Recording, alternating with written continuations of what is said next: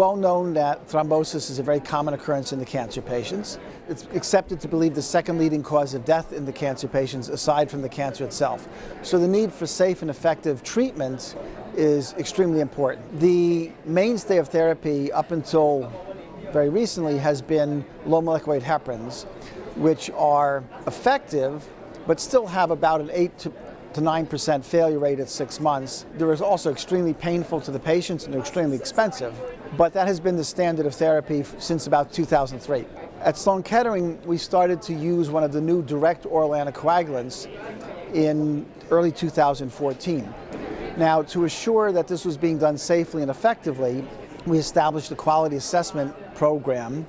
We established a clinical pathway to guide the safe and effective use, and then we began to track our experience in our patients.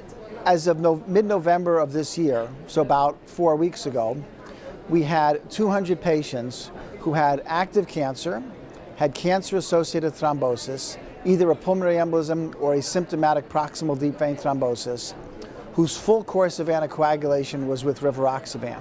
As of the middle of November, as I was saying, we now have 6 months of follow-up on the full cohort of 200 patients, and that's what we reported at the ASH convention this morning.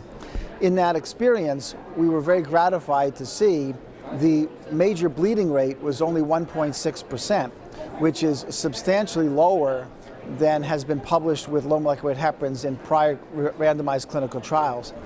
In addition, our recurrent thrombosis rate was 4.4%, which is also substantially lower than has been published with low molecular weight heparins in the past. Now, we fully acknowledge there's differences in methodology between our program following a clinical pathway and a formal clinical trial, but at least we can be comfortable that we're seeing no evidence that we're sacrificing safety and efficacy, and if anything, we may be showing some improvement in safety and efficacy, but we are clearly not seeing any loss, and we're seeing a tremendous improvement in the patient's quality of life. Instead of having to give themselves enoxaparin injections twice a day, they're taking a pill. And also, Rivaroxaban, which is the drug we've been using, is a fraction of the cost of low molecular weight heparin. So we're seeing improved safety, we're seeing improved efficacy, we're seeing substantially lower costs to the patient and the healthcare system, and we're seeing dramatically improved patient quality of life. So overall, we are extremely gratified that we've hit the major goals of the program. We've now expanded and are continuing to expand, and we estimate that by the end of 2016, we should have over 2,000 patients with cancer-associated thrombosis who will be treated with Rivaroxaban at our institution at Sloan Kettering.